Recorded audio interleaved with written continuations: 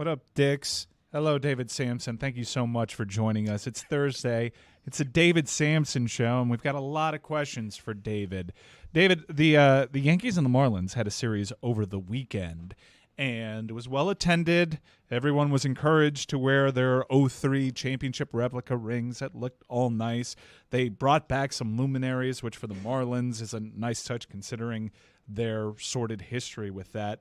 I was alerted to a Glenn Geffner Substack that I thought made a good point. Now, you can accuse Glenn Geffner, a former Marlins broadcaster who was let go of some bitterness, but he said he alluded to the fact that the Marlins traffic on nostalgia when convenient. And historically, they've actually done a really poor job of tapping into their history unless it's time to cash in. Were you aware of this Glenn Geffner Substack, and where do you fall on the points that he brought up? That's what we all use nostalgia for. That's when you do it. You'd say it's the 10-year anniversary or the 20-year anniversary, and you do it so you can do a patch or you can sell extra jerseys or sell extra tickets. I'm not sure I understand his beef. I absolutely understand why he's bitter, and I've read some of his writings, and I get the way he was treated because I watched it, but that's not what happened this weekend. I was upset that Jack McKeon was not there. I was upset that I wasn't there and that Larry Beinfest and Michael Hill and Jeffrey Lurie and other people in the front office were not invited to be a part of that. That was disappointing. But in terms of getting the players back, they had a great selection. It was so good to see everyone. I couldn't believe I had not seen Josh Beckett in a really long time. And Derek Lee looked great, and Pudge. But no, that, Derek Lee did look great. He goes, Derek Lee looked great, and Pudge. Yeah, Derek Lee did look great. I mean, he's got the fresh coat on, but, he looks good. I mean, I do it occasionally if the beard's too long. But, yeah, I mean, he looks like he did in his 20s. Come on, people don't age like that. I mean, don't be a hater. Let the man. I'm not being a hater. I'm giving him his flowers. No, guys. you're not giving him flowers. You're giving him a little side. Well, flower. don't try to fool me. He's not trying to fool you. Clearly, you know that you're not fooled. He's trying to fool. Here's how you don't try to fool me. Come out and say it out the box. Yeah, I recently did the Just for Menzies. So, it'd be a weird thing. Medium brown. I like That's this. why I look so great. So here, great to be here tonight. It's great memories. I have diet. Medium in brown. My hair. Medium brown. I wanted to be the guy at the reunion. My dad lives for high school reunions because he was fat in high school and bullied, and now he looks great in his 60s, and he can't wait. Guy was never active in high school, but every reunion he's like, victory lap time, and that's what Derek Lee was up to. You look great too, David. I like this. I know you have like a rotation of your shirts and coats. I like this combo. Yeah. It suits you well. You got a fresh coat up top, or you just resistant to gray? What are we doing there? No, I do not. Why is this a thing with you guys? Because I do not. The top is very dark, and you can tell that your beard is gray, right. and you've let your beard grow, and you've seen more grays. But for whatever reason, the top of your head is resistant to the grays. And my dad is the exact same way, and he does not dye it. It's just genes. Yeah. And I shave every Sunday. I shave 52 times a year at most, just Sundays. So as the week goes on, if we did our show Monday, I'd be cleanly shaved. And then by Friday, I've got growth. I just don't enjoy shaving.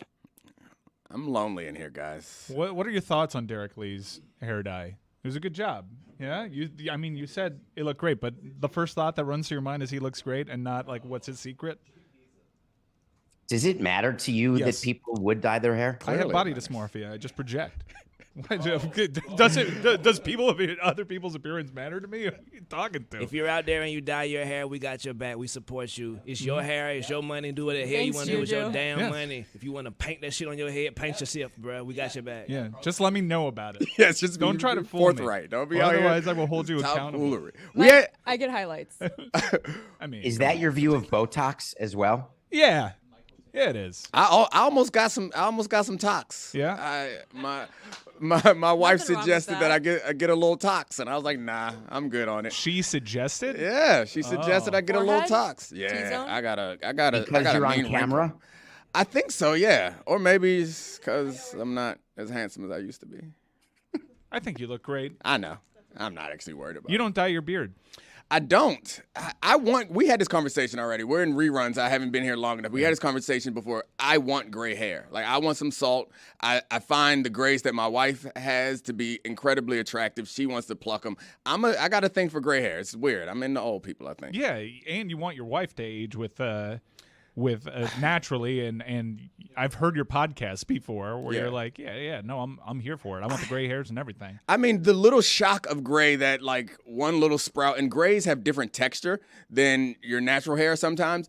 And I don't know, it's like, I'm not a hugely sentimental guy, but when I see my wife and most of her hair is like very dark black hair, and then there's like this crinkly gray coming through, it reminds me, we've been together for a long time. I find it attractive and beautiful. As you get older, there are things that are more attractive than just a big donk. Although big donks, still attractive. So I have a confession to make, which is that You got a big donk? Oh, I see your okay. cheeks. I see your cheeks. Pause. No. My confession is that when I get a gray eyebrow hair and I've got one on my right eyebrow, that I get rid of it. Oh, medium brown will Because fix that drives me crazy. You gotta go I'm medium not brown. gonna dye my eyebrows, but I believe that that's not an area that I want to have an issue. That and any sort of ear hair. I don't understand men who do not take care of their ear hair. I try all the time. My barber just has taken to waxing it. Oh. Yeah. How do you? Well, I mean, you already have wax he puts in the there. wax in and then he It's just rips it 2023. out. Yeah, they can be barbers too. You can absolutely wax your ear hair. It is no problem. You can also wax your nose hair. Yeah, no, she goes to town on it and it's very painful. It's very painful. Why don't the Marlins have any retired jerseys? We did have a retired jersey, and we unretired it For because Logan Morrison. Morrison wanted it, which makes me insane. And it wasn't really like a retired jersey. It's a retired number. I mean, it was kind of honored, but the Marlins have not had a ceremony. Gesundheit. They have not had a ceremony despite their 2 world championships, and I think we understand why, because they've been a fairly transient franchise as far as the players go. Players come in, players don't play long enough to establish this legacy, to which I say we're about 30 years into this franchise now, and let's lean into it. Like, Josh Beckett should have his jersey retired by this franchise because he was incredible during one of their 2 world championships. Miguel Cabrera, when it's time, should have his jersey retired. Mike Lowell, it's long been time for Mike Lowell to have his jersey honored by this. Now we're getting to the point. Like, I There's was with tipping you the first couple. Okay, Terry but you're with me Sheffield. the first. We have tipping points, but the Marlins barometer for a retired jersey or a Hall of Fame seems pretty high. Like, they have really high standards for this. I use this example. J.J. Hardy's a member of the Baltimore Oriole Hall of Fame. If you're into the nostalgia and the cash grabs of it, and you want to tap into people that used to be fans but maybe been put off by things that you and Jeffrey did, bring them back with a good old-fashioned jersey retirement. We had many meetings about this, and we tried to figure out whose jersey we would retire. My thought is I wanted to start with Jack. But the argument that was given to me is you can't do Jack without Jim Leland. Then I said, what about Luis Castillo? Underrated. That's a great one. That's good. Where he stands. And in no one wears franchise. number 1. And he wore number 1. It's a great jersey number to start with. And He is was number 1. He really is number 1 in so many categories. Then we had, what about Mr. Marlin? Why isn't it Jeff Conine? No. And then the issue was he wore 19, he wore 18. Which number do you do? Do you talk to Jeff, let him choose? He was But average. then we said you can't do him and not do Lowell. Then we got to Cabrera. And then the argument was made to me is in basketball, they'll retire a jersey. This was when the Heat, help me with what year the Heat retired Michael Jordan's number. So Michael Jordan's number is not actually retired. It's a misnomer. It's kind of honored. The way that your Logan Morrison jersey wasn't actually retired. It just had a flag and was honored. If someone wants to wear the number 23 for the Miami Heat, I think they can do it the same way that they can do it with Dan Marino, which was also... Has anyone worn 23 though? No. So it sounds like it's retired. I mean, if Damian Lillard gets traded here and says, I want number 23, they're not going to stop him. So But if he says I want number 3, they'll stop him. you had a slippery slope argument is the reason why you didn't retire any numbers is because once you introduce the number, then you're like, oh yeah, it is that guy. So instead of starting it, you just said no retirement. That's a crap explanation. It's just but you had to do Lowell. Like that's easy. They both wore 19. You don't have to worry about it. I'm gonna try this the next time my kids want to have a birthday party. I'm gonna be like, well, but then you gotta invite this person, which means next thing you know, all of DC is gonna be at our house. Let's just call it off. The internet is implying that 23 is retired by the Heat. Okay, fine. But let it. All right, fine. I was wrong. Mea culpa. Thank you. LeBron's guys. I was number's under the 23. impression they did a ceremony where they actually retired his number. And I believe I was with the Marlins at the time. And I was so put off by that it changed my view of retiring numbers. And we went the other way. And the Marlins do have a retired number, but it's an industry retired number. It's number 42. Yeah, the Jackie Robinson number. Okay, that. Why don't you guys do this? I don't understand. I don't understand. And Jeffrey Loria spoke, and he was salty. Oh yeah, he was salty. He's still mad about the statue. Did you? What was your takeaway from Jeffrey's comments? It's a sculpture, not a statue. Yeah, whatever. A statue is of a person. A sculpture is of a thing. Okay, fine. I'm sorry. Mea culpa again. So Culpa. You're not wrong. Oh God, I'm not. I I mean, sculptures can be statues. Statues can also be sculptures. So no thoughts on it. No thoughts on what Jeffrey's comments were to the Miami Herald? I'm Is that what asking. you're asking? I'm asking. That was his question. Yeah, I mean, You know what? I've decided I'm taking the next segment off. Oh no! You've earned it. I mean, this man is working you. Dominique, did you just send him to the penalty box? I would never. I think you sent him to the penalty box. You frustrated him by refusing to answer the questions, using slippery slope arguments. Like, give this man, maybe he'll come back if you give a straight answer. Give a straight answer. I got a question for you, David.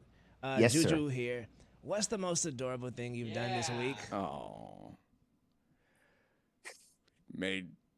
I washed sheets and towels for my son because they're new and he's moving into college at the end of the month. And I didn't want him to have out of the bag sheets and towels. So I washed them so he can use them and they can be comfortable. David, You, sir, are adorable. that's adorable. Adorable. What school? Are we telling or is it a secret? Oh, God.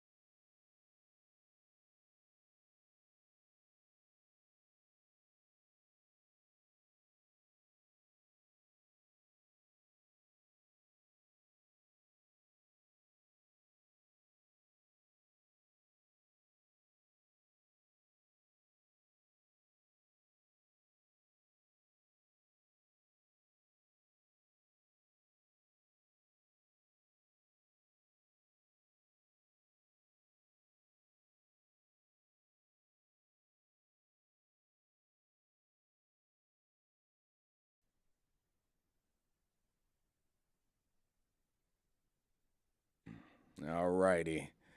That last segment reminded me, I want you guys to put this in a note file somewhere. Next time you have Pablo, you can use this. Pablo is like number memory blind.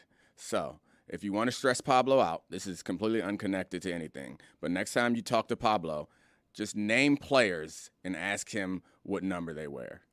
He will blow it. We had him stuck on Dan Marino for a while. We got him stuck on Kobe numbers. He couldn't get any Kobe numbers. It was a mess. So just put it in your pocket. Good game to play with Pablo is what number to this guy. He didn't know Joe Montana's number. And it's not like he doesn't know sports. Like he knows the people. He knows the stats, but we're just starting naming players that we all think we know their numbers. Pablo is number blind. Can he remember phone numbers? I don't know. It's surprising for somebody It'd who's be such odd if he could be good with those numbers. I and think bad with- so. For somebody who's such a good student, you would expect a good student to have a great memory. But I think he does have a good memory elsewhere, but for some reason with sports, man's number blind. Put How that in many your pocket. phone numbers does the average person remember? None. Because if you get locked up, you got to know somebody's number. I'm speaking for a friend. It's not me. But you got to know these numbers, and that's hard. Who's the person you're calling? David. Next time you get locked up, who do you call to come bail you? There won't be a next time, Juju. Amen, brother. Thank you so much. Yeah, it's important to teach your kids numbers. I was just thinking about that the other day, that asking people and kids, do they know their cell phone number of their parents or of somebody they can call? Because everybody is just used to on their phone, and no one remembers cell phone numbers anymore. Put it on the poll. Is it important to teach kids numbers? We'll find out how that goes later. All right, David. So I've been listening to your show. You've talked a bunch about the Michael Orr situation. I was wondering if you'd be willing to share some thoughts on how it's playing out. Because every day there's a little bit more. Well, it's not new information. It's just another statement made by one of the sides. What do you got for us, David? I'm despondent about the whole situation because I want to believe movies, and I wanted to watch The Blind Side and think that everything was roses and unicorns and butterflies between the Tuohys and Michael Orr. We discovered it on today's Nothing Personal. We covered it, and I want to just mention, can you imagine that now, not only did Michael Orr know that he was a part of a conservatorship, he wrote about it in his own autobiography, on the assumption that he read his autobiography, which some people, this is not about athletes, some people have books written by them that they don't even read. That happens. But it's mentioned in there. So what he said is he discovered this in February of 23, but it was written about in 2011. Now the Tuohys are arguing through their lawyer that he's also trying to extort them for $15 million and said, I won't go public with what a piece of crap you are if you give me $15 million.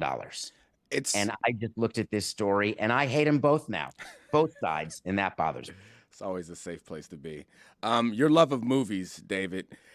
Are there movies that you know are like, obviously they're fiction movies that you know aren't fake, but are there movies that are based on a true story that you know are garbage, but you pretend and you stick by the fact that you love the movie, doesn't matter? Did you love The Blind Side, I guess is the question. Did you love it when it came out, and do you still love it now?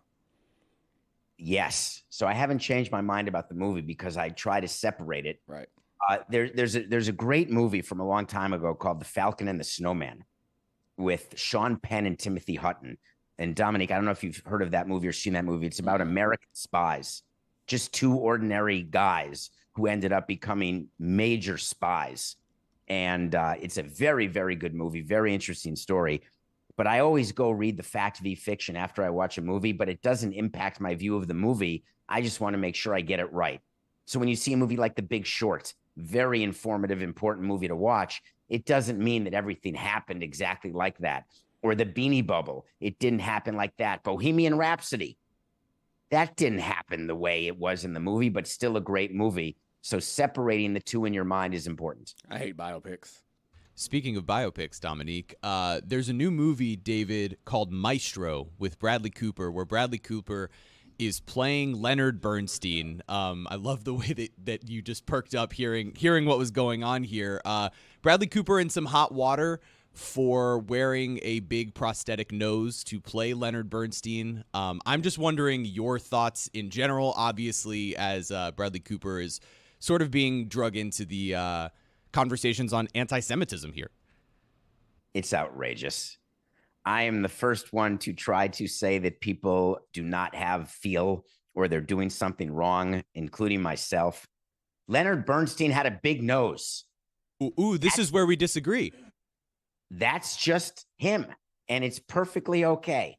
The family had to come out and give a statement saying, we're not upset what Bradley Cooper looks like. Our dad would have loved Bradley Cooper's nose. Frankly, would have loved Bradley Cooper playing him. Leonard Bernstein was not exactly a model. I am finding that everybody is looking for something to criticize and a reason to get angry or to cry anti-Semitism or racism or everything else. There is such real anti-Semitism in the world and such real racism in the world that we're actually downplaying what's real in order to upplay what involves a movie star, and that is just wrong. I don't disagree with you at all that the outrage and calling Bradley Cooper anti-Semitic for what's going on here is problematic, especially when there is such rampant anti-Semitism going on in the United States and in other ways. But I think that we're sort of picking issue with the wrong part of the prosthetic nose. My issue is not wrong part of the body. Well, my issue is not that Bradley Cooper is wearing a prosthetic nose in general. My issue is that particularly for a young Leonard Bernstein, if you look at Bradley Cooper as is, his nose is just the same size nose as Leonard Bernstein. He doesn't need the prosthetic nose to be able to qualify, so it's not the issue that there is a prosthetic nose to play a Jewish person. If it was a Jewish person with a larger nose, I would have no issue. The issue is Bradley Cooper's nose is not exactly a little button nose, David. So you are taking issue with the costume department? Yes, the costume department is really who's at fault here. I have no issues with That's Bradley rich. Cooper. I have no issues with that. I have the costume department, despite my jackets that I've worn. The costume department is to blame. At least we can get rid of the Jews Run Hollywood thing. I don't really have an opinion on this. I've always generally been fine with the use of prosthetics to look historically accurate, but I do think it's funny that famously Bradley Cooper played the Elephant Man on Broadway and he used zero prosthetics. No prosthetics there.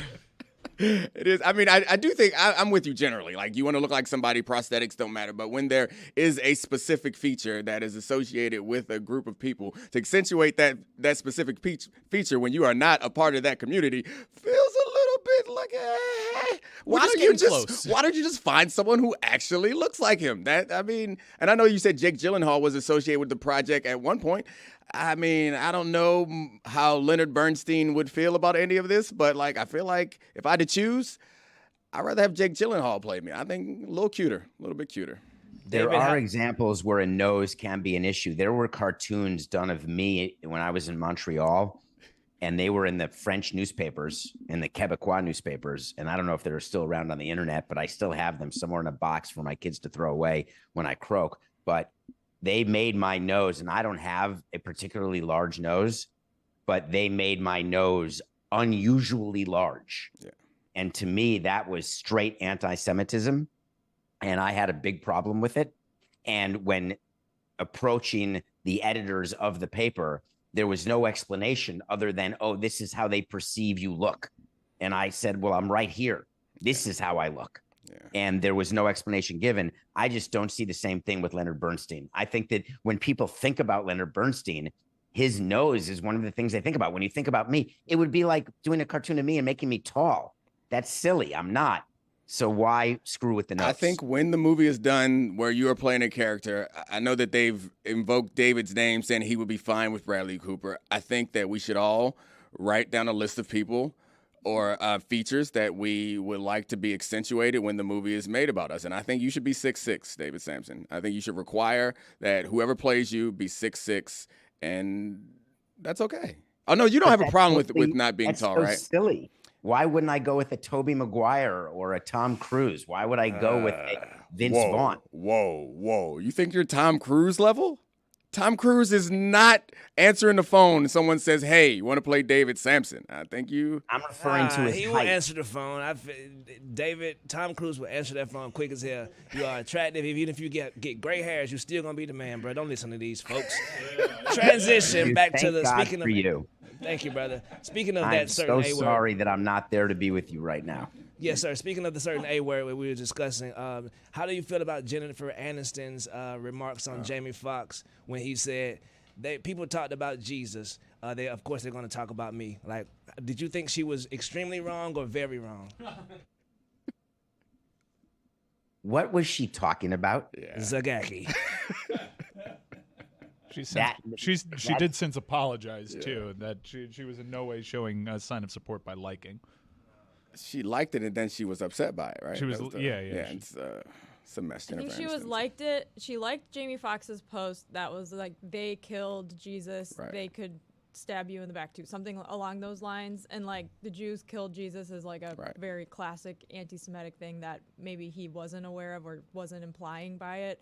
And then I think a tabloid wrote that she liked it, or people noticed that she liked the post, so then she apologized for it and walked back liking it. But then people got mad at her for following the theme of it, being an intentionally anti-Semitic post when that wasn't. It's a very convoluted kind of saga. And one more note coming about from that. an Instagram One more note about all of this is presently on DraftKings Sportsbook, the favorite for the NL Cy Young is Zach Gallen at plus 175. And I have no idea who wins a Cy Young in this league.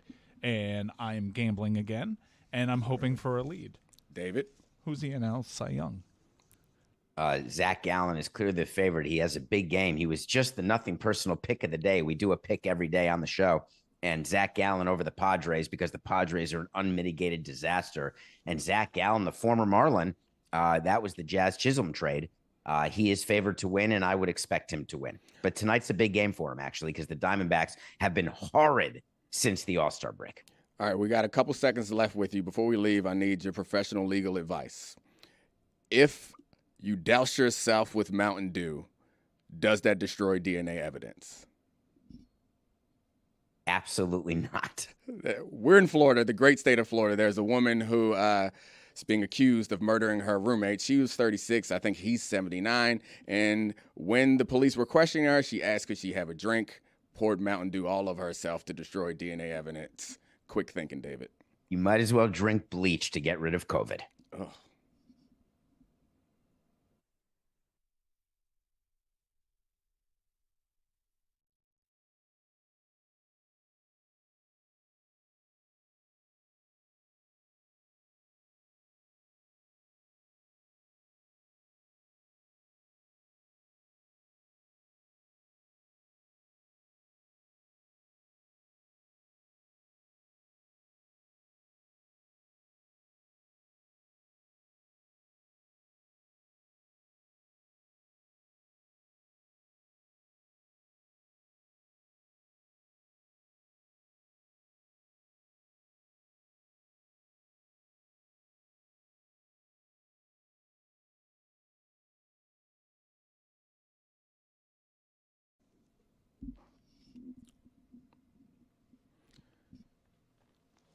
David Sampson's movie reviews. So I've seen the movie that you're going to review. This is the first time in a while I listen to your segments, and I normally have not seen the movies that you are going to review. But this one I've seen, so I'm excited to agree with you, my good friend, benevolent person, David Sampson. So what are you reviewing this week? Let's talk about the Untold series. That a couple of new ones are out, and we're going to just talk about the Johnny Football one. Disappointed to say that it's only about 72 minutes. I wanted more from Johnny because he is a character who I want to hear from. I want to hear the excuses. I want to see the partying. The sadness for me is what could have been. And it drew me back to my life in sports where I've seen so many players with so much potential and it just doesn't work out for them for whatever reason, whether it's drugs, whether it's alcohol, whether it is lack of work ethic, whatever the case may be. And I actually ended watching Johnny Football by feeling sorry for Johnny Manziel. And I never felt sorry for him before during his career. I thought he was a punk. I thought he was horrific, ridiculous, a joke. And then I watched this and said, wow, what could have been? And that's surprising in only 72 minutes to have a change of mind like that. Wow. Well, it seemed like the movie worked on you in a way that it didn't work on me. It felt like to me it was a documentary in search of an ending. Like they couldn't end it because these stories end in a couple of ways. It's like a sad, sad tragedy, or this person bounces all the way back and rehabilitates their life in a way. And it felt like they were trying to tell that rehabilitation story, but then they were around Johnny and was kind of like, hey, this would not be fair of us to paint this as some big success over depression and alcoholism when he is promoting a bar that he's opening the day that the film is released. He threw his career away. And he knows it, and he knows he can't get it back. So now he's just deciding to lean into the personality that is him. Right. It's sort of like Boog's Ribs in Baltimore. You know, you go back and you do your best to try to make money when you're not making money anymore. And he expected to be rich and famous and Hall of Fame-like. And now he's just Ray Liotta from at the end of Goodfellas. He's another schnook. going to the grocery store and buying crappy pasta, and he did not picture that as his life. What part of this movie was the part that affected you most? Because I don't know, maybe I knew more about Johnny coming into this than I did, but I didn't end up feeling sorry for him. By the end of the movie, I kind of felt like the question I had at the end of the movie was, did he get paid to do this? It didn't feel like it was like a true like journalistic documentary exercise. Well, if you look at the Untold documentaries, I'm not sure that they're aiming for Oscars. Yeah. I think what they're aiming for is to get names or to get stories that people will be interested in watching. And I think I was the perfect target audience. Someone who had a fleeting knowledge of Johnny Manziel, thought that he was going to be something, and then dismissed him as, oh, another one of those athletes who throws it all away. So what got to me was just the result. And that's the thing about a real movie. It doesn't always end in tragedy or end in rehabilitation and rejuvenation. Sometimes it ends with the continuation of the waste. Yeah. And sometimes it ends in lying to Chris Cody. Sometimes it ends in lying to Chris Cody and making him feel bad whenever the thing he said and asked you about was actually truthful. So Johnny Manziel, Joker of the week, am I right? Exactly. Did you have a success story like that? Because we often hear about the times when the athletes or a very troubled athlete comes into an organization and the organization sets up all these parameters around them to try to help them succeed. So again, in an effort to show all sides of David Samson, do you have a situation where you have like done that with a player and had success? Our team psychologist, who no longer works for the Marlins, he now works for the White Sox. His name is Dr. Jeff Fishbein. Mm-hmm. He's still in touch with a former first-round pick of ours who he saved his life and continues to work with him. His name is Jeff Allison, who was supposed to be a good pitcher and basically threw away his career with drug abuse. And he has turned his life around, will not ever be rich and famous, but he actually goes around and gives speeches and works with troubled youth and those who are addicted to drugs. And to me, that is a story that is a happy ending, because he should have been dead 7 different times. And what he does now is do things that try to make people not make the mistake he has. He threw away a career, a multi-million-dollar career, without a question. That's how good he would have been. And I can say that because we drafted him, and it makes me feel better that we drafted a good player, but he never performed, never made it to the big leagues. But I'm proud to say that we did not lose touch with him through our psychologist, who continues to be a part of his life. And I think that is very often when players retire or they don't work out, you just get rid of them and dismiss them and never follow up and never care. And this is an example where that was done. In decision-making, when drafting players or signing players, how do you guys quantify that type of risk? I've always wondered that, because you can't put a 40 time on it. Not that you use 40 times in baseball, but you can't put a batting average on it. How do you quantify the risk of a player who doesn't seem to have complete grasp of their personal life? With hubris and delusion. Yeah. Basically, we say we're going to be better. He won't do it with us. He's not going to do steroids anymore. He did them in college. He'll be fine. He's not going to drink or do drugs anymore because he's over that, and he's going to be a professional athlete. He'll be under our wing, and we'll be watching him. And it's just, we're wrong just about every time. And often with players, and this is what's going on with the Tampa Bay Rays and Wander Franco, where they signed him to an 11-year, $182 million deal, and he may be done. You just don't know what's going on with him. He may forget his career. He could lose his freedom. We don't know exactly what's going to happen, but you do the best you can, recognizing there is going to be what in the retail world is the equivalent of canceled credit cards and bad money. There's going to be times when you bet on people and you lose. Switching gears now, David, I want to play a hypothetical with you. Let's say you are a lead administrator on one of the 4 ACC schools rumored to be plotting an exit in an impossible circumstance. I'm talking about Miami, Florida State, Clemson, and North Carolina. To buy yourself out of the ACC, it's been reported it's north of $100 million. And also there's this grant of rights, which means it costs an additional $500 million to buy your home games television rights back.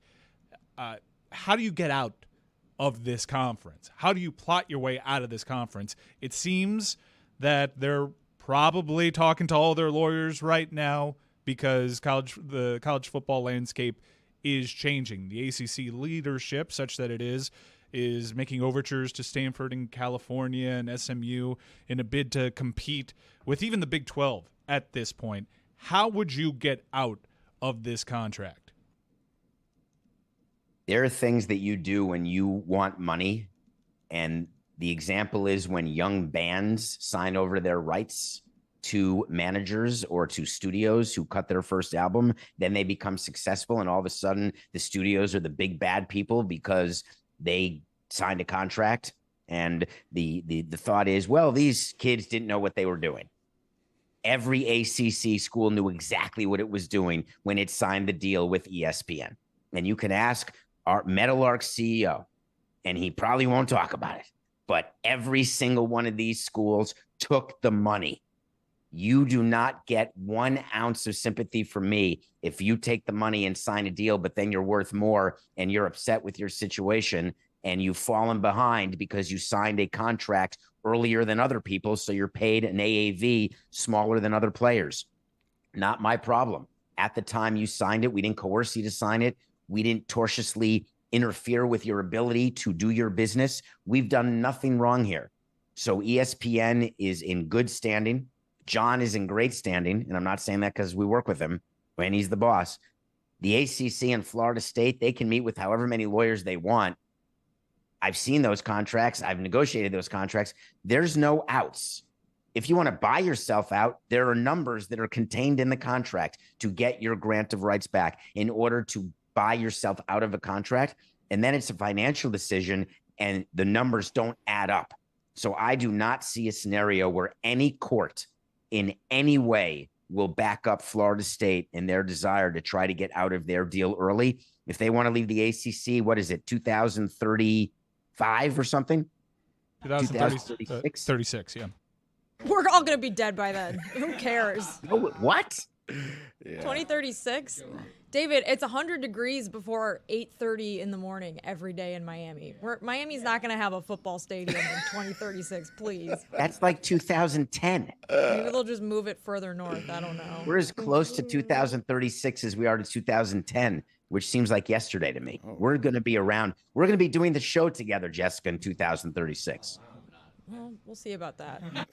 That's so mean to Jessica. But the David, landscape of college football is going to be totally different by 2036. No, it is. It's crazy how long the deal is for. There were also reports, David, that Condoleezza Rice and George W. Bush are now getting involved in advocating for Stanford and Southern Methodist University to join the ACC. If Condoleezza Rice or George W. Bush are calling your phone, how are you picking it up? Hello? What's shaking? What's shaking? What's up, Condi? George, good to talk to you again. Condoleezza, nice to meet you. Do you think? Guess I would say that. Do you think the ACC leadership has been poor? They've been in the backseat the entire time while people like Brett Yormark, who just came to the sport, are eating their lunch. What exactly could get ESPN back to the table? They had an opportunity, I actually think, with COVID to force Notre Dame into the conference because Notre Dame had no other way to play football, and it seemed as though, thanks to very strong leadership from Notre Dame's athletic department, they were able to save that off, get football, and not join the ACC fully. Having Notre Dame join the conference is pretty much the only thing that would get ESPN back to the bargaining table. Is there any way that the ACC leadership can force ESPN's hand here to redo this deal, because it's going to end up killing the conference? They can appeal to Jimmy, but force Jimmy to do anything? Absolutely not. There's no reason to do it.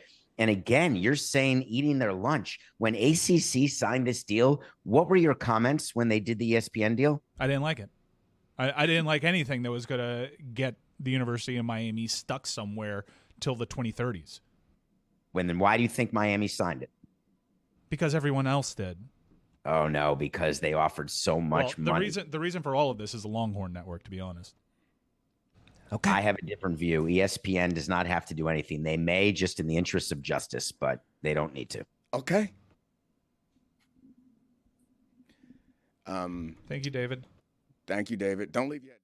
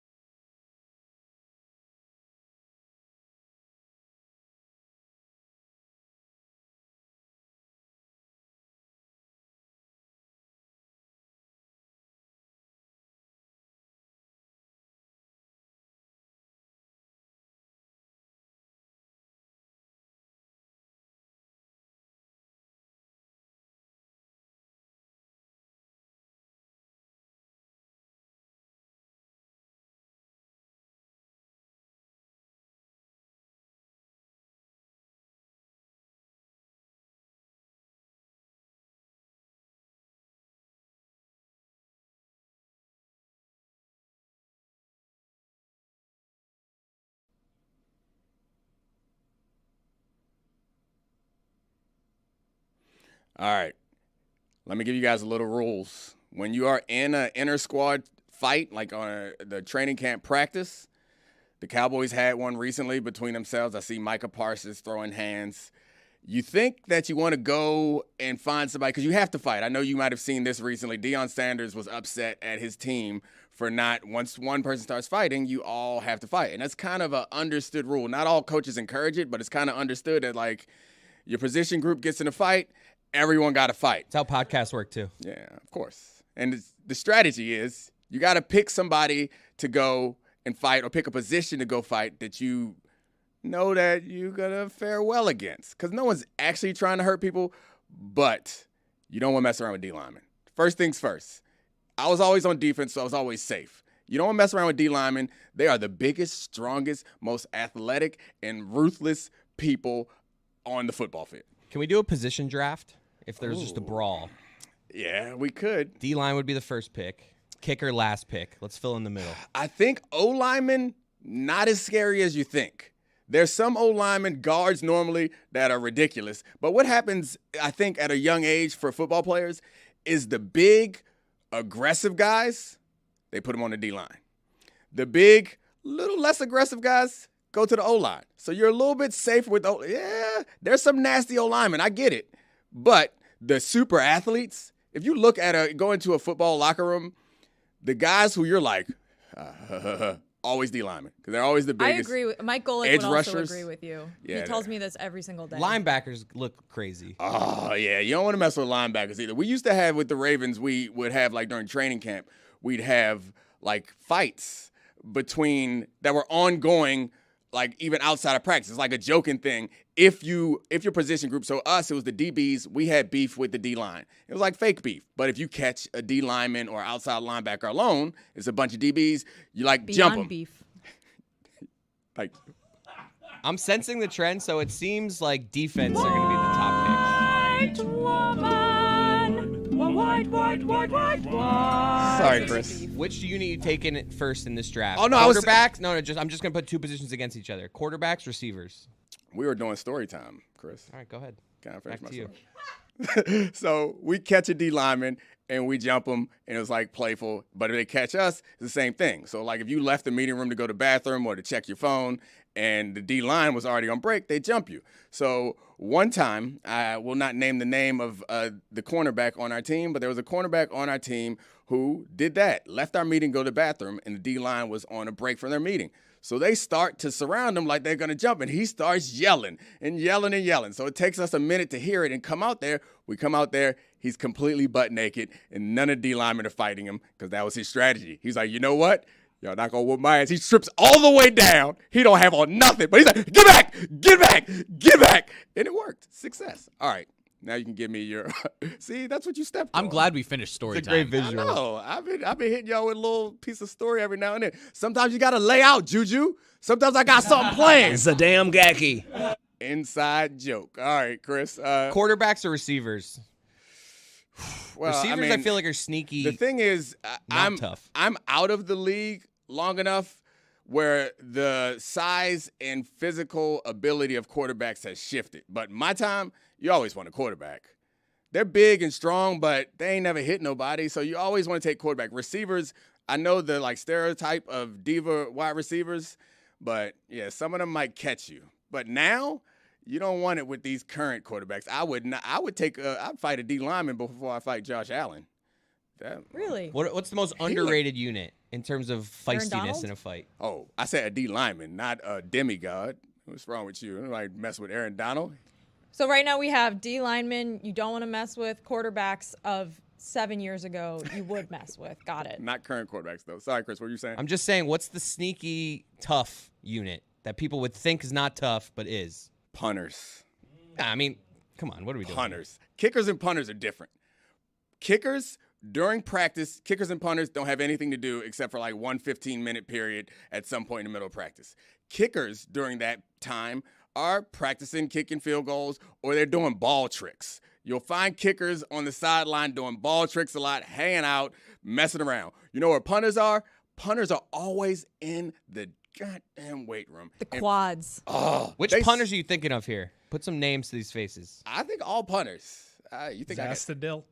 I don't want it with Zastadil.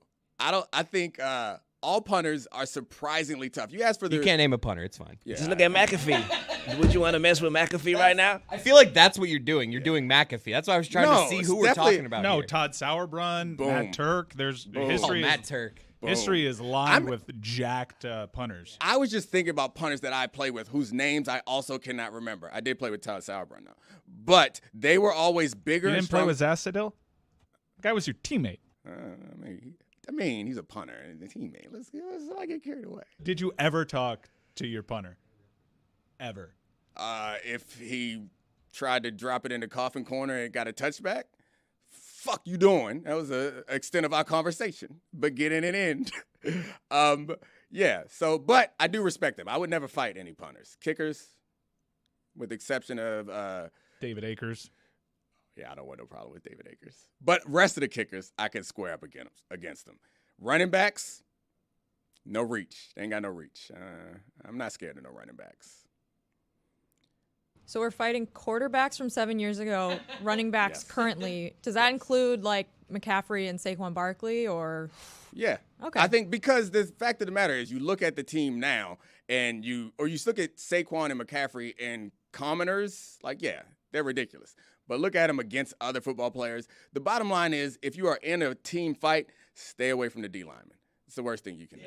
Do you remember Fuad Reve? Yeah. Do you remember John Randall? Yeah, I know. Yeah. I know. I heard this story. Yeah. Or for the audience, John Randall, a very intimidating pass rusher who would wear his eye black like war paint before anybody was really kind of doing that, tried to go at Fuad Reve, the Vikings kicker at the time. This is how it turned out. Fuad Reve was like a all high school wrestler. So I made a mistake, came up behind Fuad. It was just like, hey, next thing I know, man, he had me locked up on the ground. There was one guy who saw it, and it was the wrong guy to see it, Randall McDaniel, and comes over. I'm like, get me loose, cut me loose, get me loose. He's laughing. Sometimes people ask, like, what was your welcome to the NFL moment? I don't have a great one. I talk about covering Jerry Rice in practice because he didn't make the team, but he came to practice my rookie year, training camp my rookie year. It was very odd because we'd go out to the club with Jerry Rice, and then we'd practice the next day, and then the next couple of days he wouldn't be at practice because he'd be attending his daughter's graduation. And we were like, what? What is going on? This is not – you're not supposed to be here with us. But my real welcome to the NFL moment – which wasn't in NFL at all. It was welcome to college football. I graduated from high school early and started at Maryland and went up there and worked it out and stuff. And we used to have boxing gloves in the locker room, what lots of teams had at the time. If you had beef with somebody, you challenged them into a little boxing match in the locker room. So I get there. I'm a 155-pound cornerback, and I went to Maryland, which wasn't a power, still isn't a power, but wasn't a power at the time. I chose Maryland because I could start there, was my belief. I'm good enough to start at corner day one. So first couple weeks, they're just working out, and I'm talking shit. I'm going to be starting cornerback. So I challenged the current starting cornerback to a locker room boxing match. College weight programs are real, and I still, to this day, when I see my man, I thank him for not doing more damage because that boy caught me with a hook so cold that I was asleep standing up. I woke up before I hit the ground, fortunately. I never did hit the ground, just stumbled, and he pulled off of me. Good soul. But you know what I did from then on? I stopped boxing. I worked on my back pedal. We're not going to do that. I'm curious of how exactly you got him in the ring. Like, did you walk up to him? Do you just take your shirt off? Like, what is the actual method of, hey, you and me, it's time? You say it. We're in the weight room, and we're talking trash. And so, like, I get there, and I'm talking trash generally from the time I get there. It's like, yeah, I came here because I'm going to start. That's what I'm here for. I'm here early so I can get the defense down because I am going to start at cornerback on this team. And so that, like, animosity builds up for a couple of weeks because, like, the other corners, they hear it. I'm saying it. I'm an arrogant asshole, and it's whatever. So then people around you hype it up. It's like, you won't box him, no? Go ahead and box him. And the guy that I was boxing is a really nice guy. So I thought I took his kindness for weakness, and I didn't account for the fact that he had been in the weight program for 2 years prior to me. And that hook was cold. But he's a good soul. He didn't finish me off. In high school, we had a guy named Barry on our team. He was our center. And he wasn't the best, you know what I mean, coordinated wise or whatever. But Barry was 6'8", you feel me? And he was a big brother. But you know me, I'm mad at him. We lost the game. Buddy was doing you all game, bro. You soft, all this, and I'm throwing stuff at him the whole bus ride. He got out the bus, looked at me with a tear in his eyes, and took off his tie, the team issue tie, and started chasing me. I was like, watch out, Barry. Watch out, Barry, watch out. I had on Timberland, so I couldn't get my full thing. Boy, Barry T1000 my ass, and I seen the finish line, but he caught me. And so I woke up, I was in coach's office. You got a zigzag on Barry. I'm lonely in here, guys. You got to give me some company. I was reading an article last night about how dangerous loneliness is, and like in the UK, they're like attacking loneliness with like a loneliness minister, and you guys set me in. Yeah, it's like a government position that they're using to help figure out ways to get people who are lonely some friends, and y'all put me in here all by myself because I think you want me to die. I've read that the cure to male loneliness is talking about Bip Roberts with the boys and sharing your immaculate grid. You want to do an immaculate grid? Oh, here we go. Let's go. I love it. Let's do it. I feel like I've never done this. I feel like I'd be bad at immaculate grid. I feel like you can just blame Stugotz, right? He's just not here today again. Oh, yeah, we got to change the lower That's why third. no one's in there. Yeah. Roy, Philly twin, Jim Tomey. Oh, thanks, Chris. I liked what Crossover Grid did because they play fast and loose with the rules. Like the entire right column the other day was just appeared on Hard Knocks.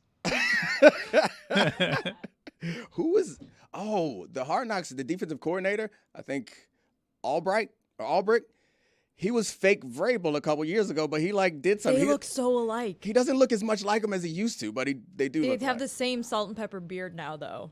He got a way of speaking that suggests to me that he didn't come where you thought he came from. Like Speaking of Hard Knocks, we're gonna be having the Mentalist coming on. Oh, no way! Yeah. The same one? I don't know. Oh, I never watched Hard Mentalist? Knocks. but- Magic? I'm being told it's the same one. Oh wow, Tada.